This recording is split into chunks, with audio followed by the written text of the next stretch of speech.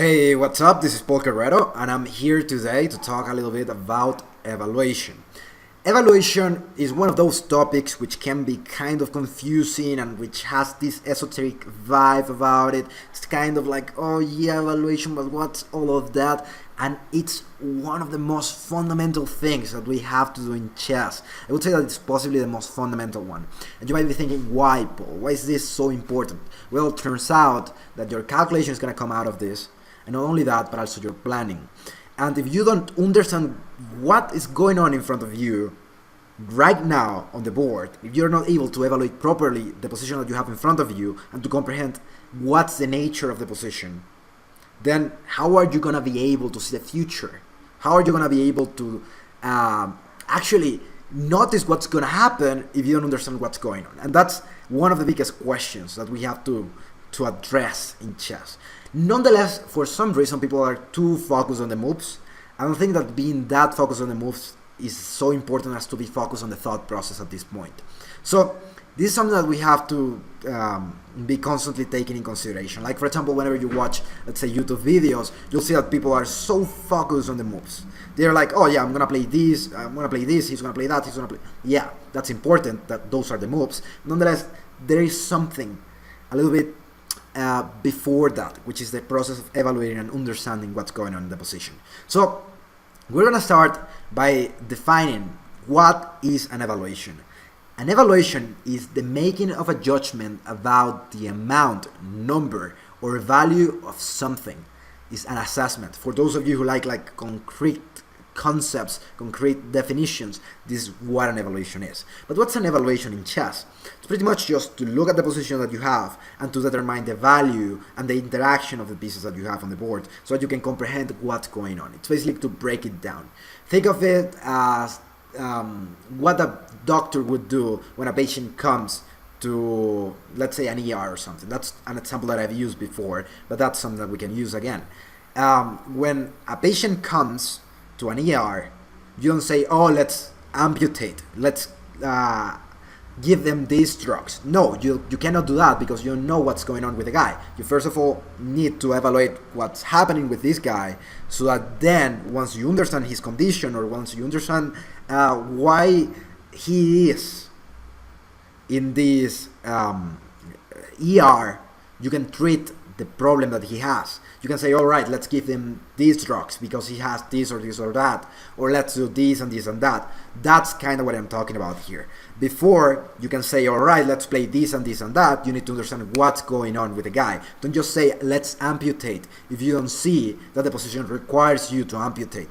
That's kind of a weird example, but you get the idea, right? That's something important for us to understand here. So, how to begin to evaluate stuff, right? What do we do? And here is the process. I try to break this process to a checklist, to something as simple and as comprehensible as I can, you know? Because there is a lot of mystery about this. There is a lot of like this esoteric vibe, like, oh yeah, like let's evaluate and we don't know what we are doing. So, how to start to evaluate? We start by looking at every single one of the pieces, right? What does that mean? If you don't see the pieces on the board, if you're not aware of the things which are happening, how are you gonna give a move? That's simply not possible. So the first step to follow, look at every single one of the pieces. Look at that pawn, which is like pretty far away, which is not doing anything. Look at the king. Look at every single one of them. See the interaction. See how they relate to each other. See, there is something important in chess, which is to understand the relativity of each one of the pieces on the board, right? Like, how does this relate to this other thing, and how this thing here is relative to this other thing here. That's another thing that we have to understand in chess. So, okay, once we have said that, what to do? How to look at every single one of the pieces. Start by your side. Start by saying, all right, I'm the white pieces. Let's see what the white pieces are doing. Once you have selected one of the sides in which you are going to evaluate, what to do? You can jump from one piece to the other one. You can start by pawns. You can start by knights. That's okay if you want to do that. But I've noticed that there is a little bit more of an organized way to go about it. We are going to start by king safety, because that's the most fundamental thing. If your king is getting mated in the next move, you're probably not gonna be as interested about a pawn which is doing nothing, right? So the first thing is to determine what's the position of your king. You know, you look at your king, you go like, all right, my king's doing this, this, and that. My king is in danger, whatever. You know, you look at your king, you determine what's going on with your king. Once you have done that, what to do then? I would recommend you to keep this order. Go through the most valuable pieces. You know, like start by the most valuable piece after the king, which is the queen. Then go through the rook, knights, bishops, pawns, or bishops, knights, pawns, whatever you want to, right? It's kind of cool. But it's just to keep a little bit of an order there as you are starting to do this. And as you're looking at the pieces, look also some of the ideas which come to your mind, right? It's not just look at the piece and what's going on. That's useful. But at the same time, try to look at the ideas, right? Like, oh, how this bishop is kind of generating pressure there. Well, maybe in the future I could move like my knight there or something like that. That could be nice. That's something cool there. Something else that we have to understand here. This is just like the first steps to evaluate a position, right? As you get better and better, you can just change the order. You can start by some other things. You can maybe make it a little bit more of a disordered thought process. That's cool because now you can follow your intuition and just go with your flow, right? And nonetheless, at the beginning, your intuition is not that great. You might be a little bit confused. You're like, what's going on here? So stop for a second and just try to follow the process, right? Try to go in order so that nothing just falls apart and you can understand what's going on with your pieces. Once you have seen your pieces, go through his pieces. Because it's not a game of one player, it's a game of two players. You cannot just sit down there and say, oh, look, my pieces are doing this. Cool, now I know what I'm gonna play. And then you play. You might think that that's obvious. You might think, boy, yeah, I know that. Yeah, you logically know that. But many people know this logically. Nonetheless, they are not able to do this in their games. Remember that one thing is to understand something logically, and another thing, which is totally different, is to understand something, and not only that, but at the same time be able to apply it in your games. That's terribly, terribly important. I cannot emphasize that enough. So what to do when you go through his pieces? You start by his side. I committed a little mistake there. I wrote start by your side. No, start by his side, right?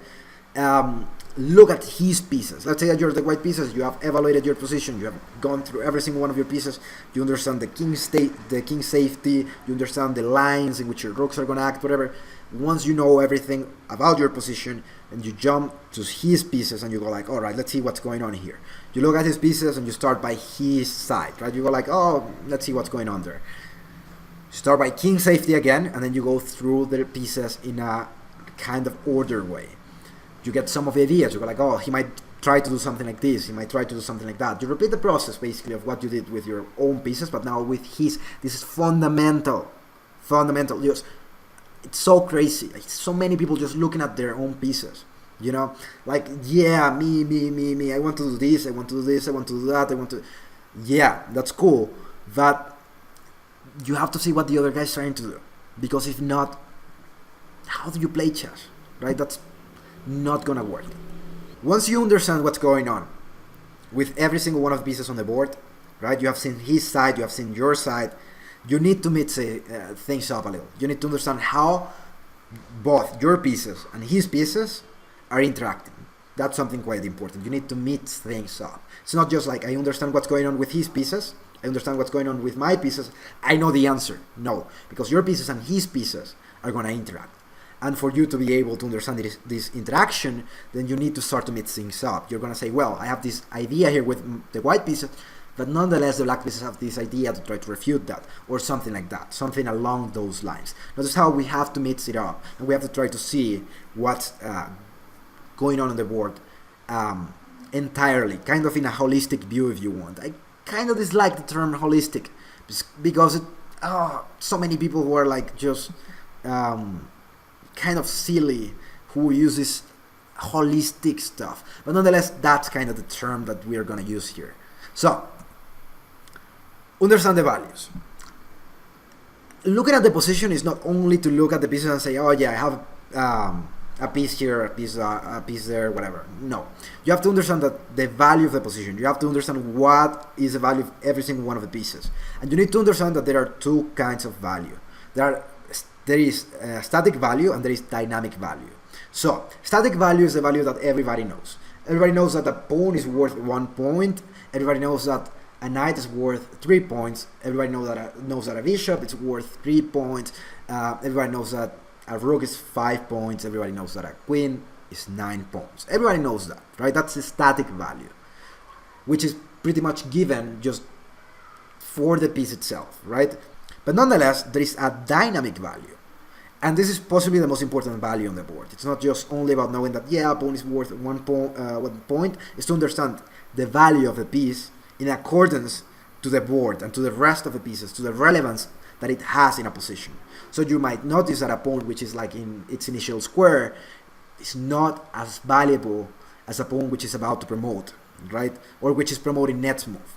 Because this pawn that you have in the initial square, it's kind of like, all right, a pawn, but the other one is a queen. It's not the same thing, even though the static value is the same. It's not the position changes the circumstances. So that's something that is quite important for us to understand. Determine who is better. So once you know all of those weird things that I've been talking about, determine who is better and why, right? Like, are you the man there? Are you the guy who has like +1? Are you plus 0.3 or something? That's not so clear because we're not computers, right? So our assessment of a position is not that accurate, but you kind of get a sense for it and you get more precise at understanding who's better. Are you slightly better? Are you way better? Do you have like decisive advantage? Are you just absolutely won and there's no way for you to lose this position? What's going on in the position, right? You need to understand that. Are you totally lost? I don't know. It's your evaluation. You have to understand the process. You have to understand who is better. So here's the thing. Once you have done all of those weird things, we're going to select the candidate moves. Often, the amount of moves that people recommend you to analyze in a position or to have as candidate moves in a position are 3 or 4 moves. Once you have gone through the entire evaluation, you know what your problems are, you know what his problems are, and you're able to try to figure out what are the moves which improve your position, which get rid of your problems and increase his problems.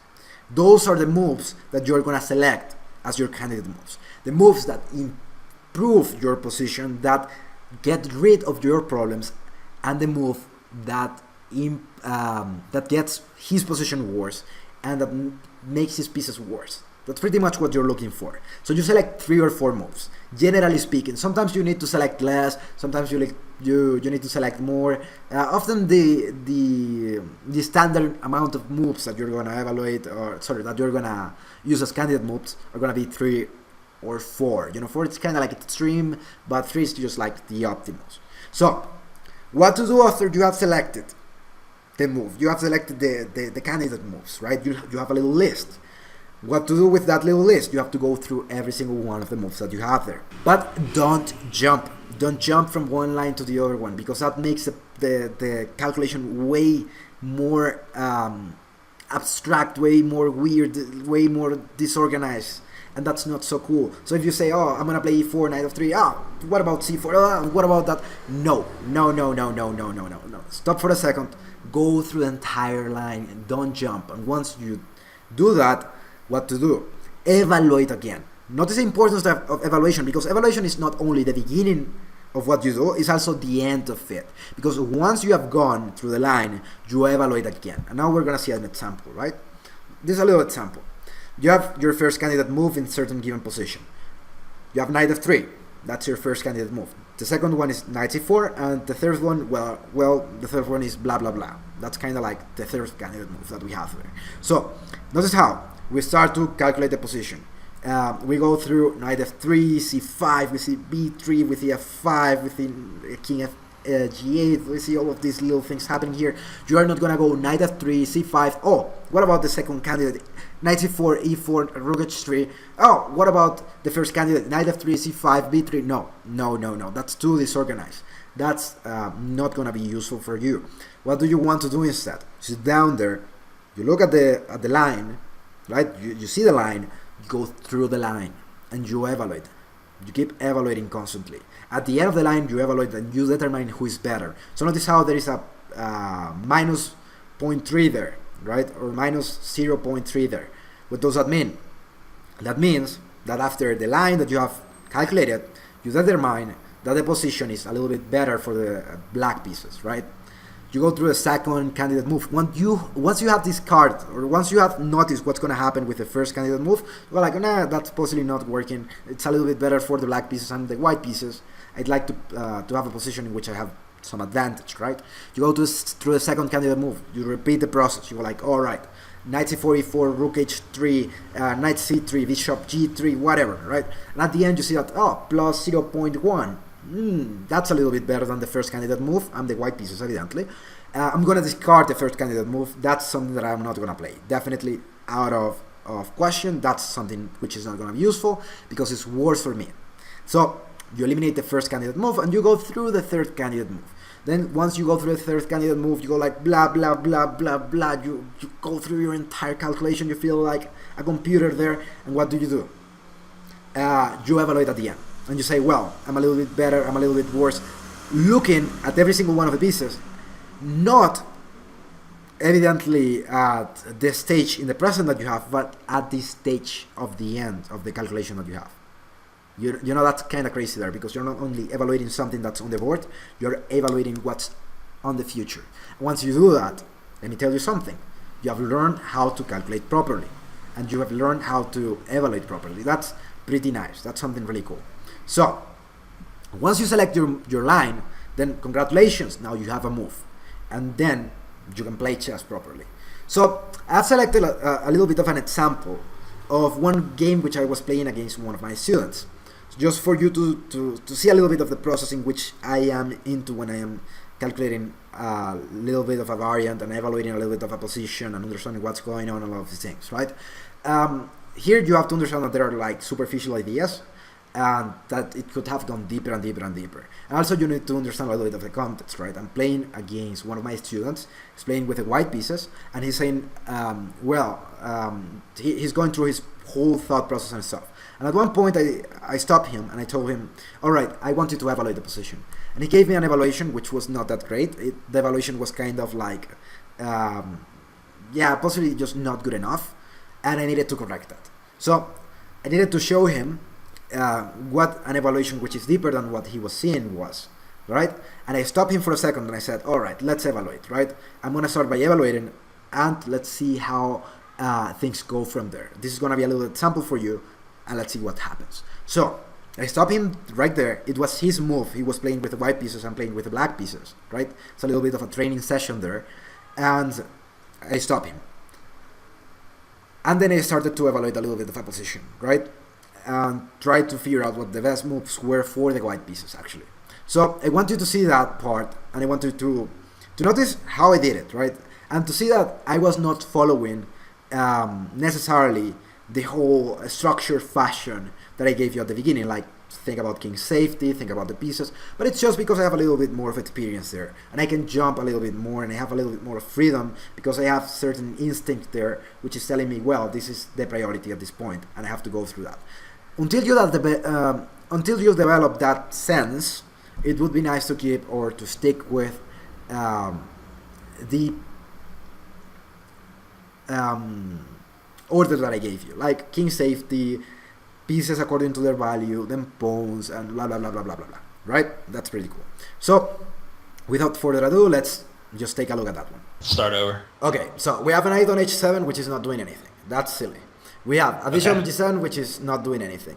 We have a bishop on c8, which is, alright, kind of defending the pawn on f5, but beyond that's not doing anything. We have a rook on a8, which is not doing anything. We have a rook on f8, which has certain potential of attacking in the future, but it's not clear, right? The king on g8 is not unsafe at the moment, but it might be in the future if there is any attack on the queen side and the white pieces can come through that position.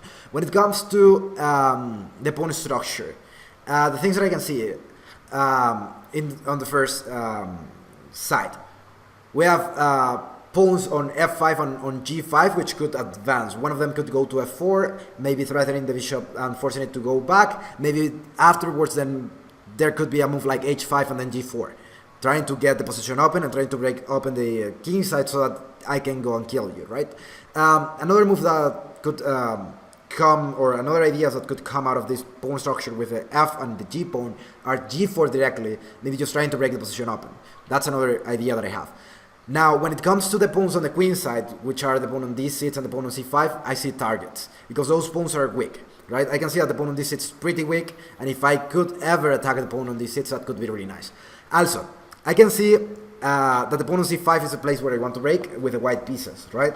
I can also see that moves like b5 doesn't make a lot of sense for the black pieces, because that would be not only moving too many pawns in this position for black pieces, but also not congruent with the position of all of their pieces, because if you want to break the position open through the king side, and you have maneuvered with every single one of your pieces towards the king side, then why would you play b5? Not that clear. So, plans for the black pieces, alright. What I can see right away is just trying to push the pawns up. And maybe trying to get your queen into the game with something like queen e8 or something. I don't know, I'm just throwing some weird ideas, right? Possibly in the future, just trying to maneuver with your pieces. Maybe knight g5 could be something that I would like to do once I move my g pawn to g4, so that I can generate pressure on e4 and I can generate pressure on h3. That's another thing that I'm seeing. Also, beyond that, that's like a simple analysis here, or a simple evaluation of what's going on. So, for the white pieces, what can I see? See that the knights on d3 and c3 are decently placed. I can see that the bishop on e2 is horrible, because it does not have anything, right? It doesn't have a thing to do there. Maybe protecting the square g4 with the f pawn and the h pawn, that could be something nice, so that I avoid some breakthroughs there in the position. So now, my bishop on g3 is possibly the best bishop that I have.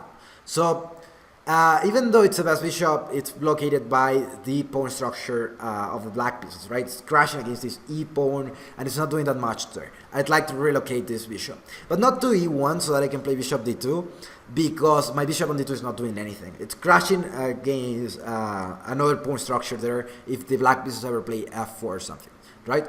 So, not that clear. I'd like to get my bishop on f2, because they're pointed at this pawn on c5, which is a place where I want to break with b4. And if the guy ever takes on b4 with his pawn, then I am pushing c5 with my white pieces, right? So notice how the pawn on c4 could be pushed with the help of the bishop on f2 and the knight on d3. The knight on d3 is really cool, because it's not only pressuring on c5, it's also allowing me to play b4. Also, something really cool is that once I play b4, my rook on b1 is pretty well placed, and that means that if I ever take on c5, then the b file gets open for my rook, and now this rook is going to be way more active than the rook on a8, and even if you consider this, it might be more active than the rook on f8, so that's something interesting. I'm opening some game on the queen side if I ever get to do something like that. Also, I can see that if I move my bishop to f2, with the help of my knight on d3, and with the help of my knight on c3, I might play something like knight b5, you know? And if the guy ever plays something like a6, I would even consider knight takes d6, you know? And if queen takes d6, then I would play something like bishop takes c5, and I'm winning equality on f8. Can you see that? So, the bishop on f2, the knight on d3 are pressuring on the pawn on c5. If I get my knight to d5 and I remove the defender on d6, then my bishop taking on c5 is capturing the rook on f8, right? That's something pretty interesting there. Also, what else am I seeing here? I can see that if that's not the only sacrifice that I have in the position, actually, when I'm talking about this situation. I can also see that there are moves that I have to consider, like, first of all, bishop takes d5 is one move that I have to consider, but I would discard that almost immediately, because I don't see anything beyond that. It's not so clear. Bishop takes, pawn takes, and knight takes, and suddenly I have two pieces for the 2 pawns for the piece, but it's not that clear. But nonetheless, if my bishop is on f2, I also can see that I have certain sacrifices on c5 in many occasions, in which I'm gonna get two connected pawns which are going to be passed on the queen side if I give one of my pieces away. Can you see that? Like if I play something like let's say b4, I don't want to to get into calculations right away, but I'm just giving some ideas. If I get to play something like b4, b6, b takes c5, b takes c5, then with my bishop on f2, I might be able to take on c5, and then I suddenly have 2 passed pawns. Can you see that? Like black has 2 or white has 2? White has 2.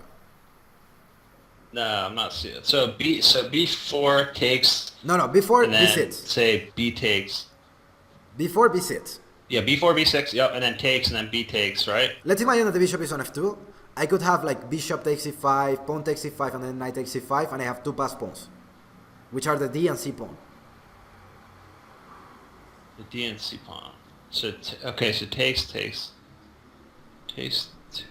Okay, so you're saying sacrificing on c5. Yeah, that's one of the ideas that I gain have. 2 pass pawns. Okay. Right? To gain 2 pass pawns. Exactly. Either with the knight or with the bishop. I'm not that clear about that yet. But it's just one of the ideas that's coming to my mind. Also, this is how the queen on d1. We ignored the queen on d1 because it did not seem like it has something. But notice how as I play b4 in some scenarios, the guy plays b6, I take on c5, he takes on c5 with a b pawn, and then I have queen a4, getting into the square c6, which is weak. Can you see that? Into c6? Yeah. Right? And if you play bishop d7, for example, I can play queen a6, and now I'm taking the pawn on d6, which is a weakness. Because your bishop on d7 is not doing anything. Queen where? Queen a4. A6, and then queen a... Queen a4. Okay, queen a4, yep. And let's say, just imagining stuff, right? We are not even jumping into calculation. Let's imagine that I move my queen to a4 after the b pawns have been traded on c5. Yeah. Right? He plays bishop d7 to kind of threaten my queen or something. And I play queen a6 to generate pressure on the pawn on d6. And now my rook is coming to b7. Can you see that? Yeah. So those are the ideas that I'm having in this position. Right? And we could go deeper and deeper and deeper. But that's like the basic stuff that's going through my mind. Right? But notice how I evaluate it. And this is something that I do unconsciously, right? I don't even think about this. So I'm sitting down there and I see all of these things. And notice how much time it's taking for me to contextualize the position and to give you the ideas that I have, right? But nonetheless, these ideas are like sparks in my mind. I kind of have them already. Might not be as precise as the computer, but those are the things that I have in my mind when I evaluate. Once I evaluate it, right? What do I think of? Candidate moves. So what are the candidate moves? And the candidate moves are coming out of the evaluation. You see how all of the things that I told you with the pressure on the c pawn, the d pawn, the bishop coming, the b4 stuff, now it comes into consideration, and now I throw the candidate moves. So I wouldn't play a4, as you said, because I don't want to stop any b5s, right? I don't think b5 is something that I should be worried about. So I don't want to play a4. I eliminate that right away for what you said. But nonetheless, the moves that I would give out of this position would be bishop f2, possibly b4, and then maybe even queen a4, you know? So those are like the 3 moves that I would give in this position, out of the things that I have told you. Nonetheless, have you noticed that when people are studying history, and there's something that I have to say, when people are studying history is never something definite. Because somebody could find something tomorrow, like maybe a letter, maybe a piece of a weapon or something like that, and could change history forever. Because history is provisional, right? History is not something rigid, if you will. History is something that can change as you find something else about the things that happened before, right? If you find more proof. Same thing happens with my analysis and my evaluation and my calculation and all of these things. These are provisional. Does that make sense? These are not things which are established forever. This is nothing like that. If at some point I find a letter from the past or something, then history changes. So if at some point I find some idea that I didn't see in this short period of time that I have been evaluating this position, right? Like maybe 3 minutes with you? Something like that. Then my evaluation might change radically, and then I could come up with some other ideas, right? And it could change. But this is what I can see out of these first 3 minutes. So my candidate moves: b4, bishop f2, queen a4. First things that I can see, right? Now, I start to calculate, and I go bishop f2. What is the black guy gonna do? Or just thinking about his plans. His plans are not that clear because he only have like g4, f4, maybe trying to get your queen into the game with queen e8, or trying to pass through that position there. Maybe playing h5 and g4. Maybe playing rook f7. Maybe trying to get your rook to f6 and then to g3 in some positions, so that your rook is a little bit more threatening in that file as you open the position. Maybe pushing f4 is like the plans that the other guy has.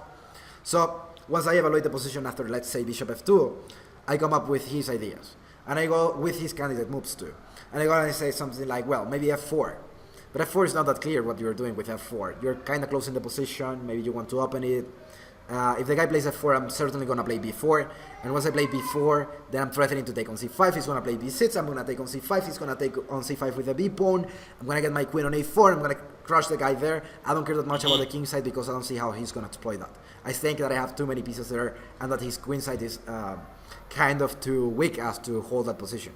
Of course, I'm just throwing some superficial ideas, right? But see how my mind's working here. So, the thing that I see, I don't know, g4 or something, h takes g4, f takes e4, f takes e4, and then suddenly I'm a pawn up because my bishop and my queen are defending the pawn on g4, therefore he cannot take there anymore. And how do you win that position? Alright, you kind of open it, but it's not clear for the black pieces. Also, I can picture that now my bishop could go to e3 and threaten the pawn on h6 in certain situations, and opening the file for the rook or something like that, or play queen d2 so that my rooks are connected. I don't know, whatever. You know, some weird ideas that I'm having right now. Let's say that I see, and I keep going, right? Blah, blah, blah, blah, blah, blah, blah, blah, blah. Do you see what I'm saying? Or what I'm saying here, right? But first, evaluate, then candidate moves, go through a candidate move, discard what you're going to discard, say this is not going to work, but go through that idea, discard what you're going to discard, go to the next idea, discard what you're going to discard, go to the next idea. Let's say that you don't have a definite conclusion, all right, you're allowed to go back and try to see again, but try to avoid as many, as much as you can. Try to avoid repeating the same line, and try to avoid jumping from one line to the other one without finishing one. Unless you're like completely sure about it, right? So in this position, I think that the thing that matters to us the most, even more than the game itself, is just this thing that I'm telling you here. So that we get a little bit more out of it. Yeah, that's what I wrote down. I think the key thing I have to remember when I play this weekend is to really focus on my evaluation. Exactly. And make it precise. And I think if I just do that, I'll make progress on exactly. My games. Exactly. So. But also you have to be careful, because this might be time consuming. Right? Yeah. Notice how I'm throwing all of these ideas to you, and it seems quick, but during the game it can be time consuming. And sometimes you have to be careful with that. And sometimes you have to follow your instincts, and you have to go through what your heart says and whatever, and any other thing that could be cool, like in a teenage movie, follow your heart and whatever. Sometimes you have to do that because you don't have enough time, So that's something that could happen. But nonetheless, what I wanted to get out of these games was this problem that I was spotting there. Because if you don't see the candidate moves and you don't realize what the candidate moves are before you start calculating, the problem is that you start to see random candidate moves all over the time, all over the board, right? So you sit down here and you say, well, I'd like to play bishop f2. You analyze bishop f2, whatever, you say something, then you go, b4, bishop f2, b4, bishop f2, bishop, no, that's not going to fly so well, right? So now, notice how before we incorporated the checks, captures, threats, and anything else. Now we're incorporating this. This is like the next step, right? To calculate clearly, and to evaluate clearly. Because now we evaluate and we calculate, but now we have to improve that. We have to make that a little bit better, right? So I want to see what the computer says about this position. I'm going to offer you a draw.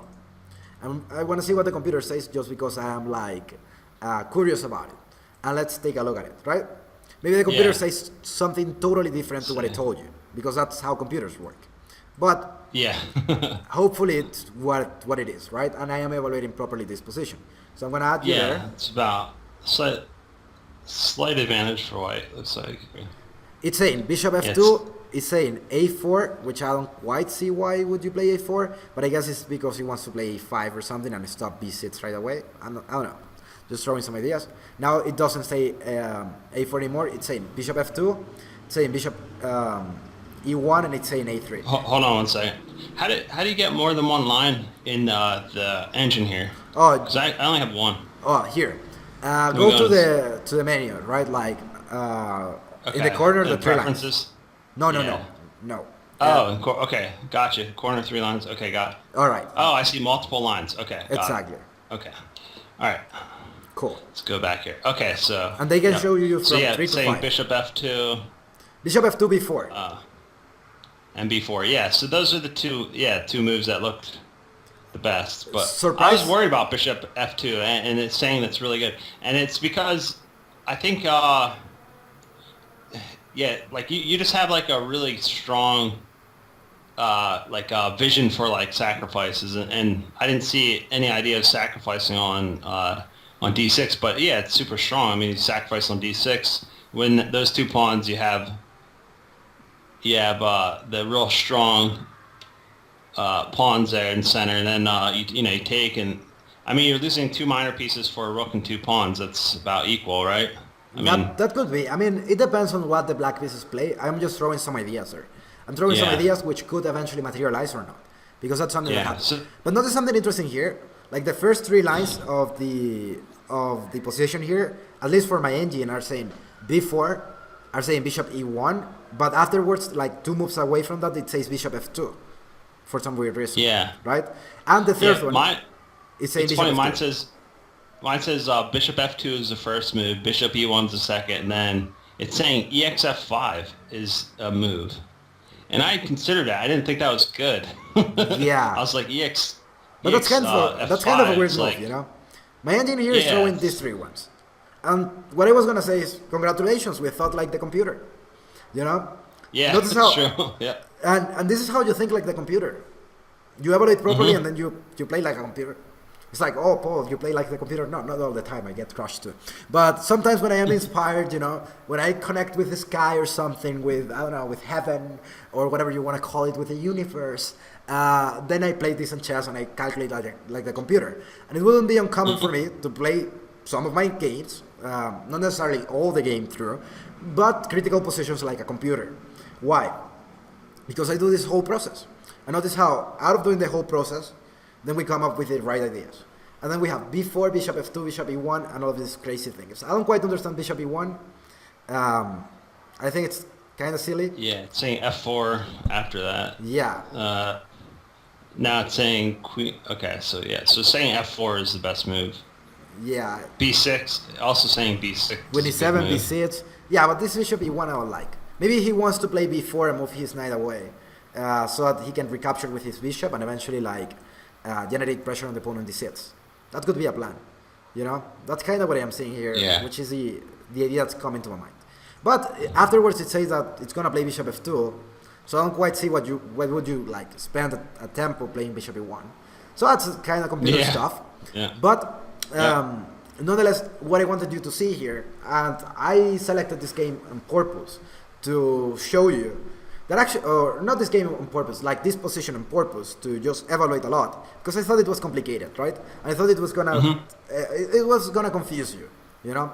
And possibly you felt a little bit lost there, not lost in the sense of being lost, as in being like down in terms of let's say 1 point or something like that, but lost in terms of like not feeling right with a position, right?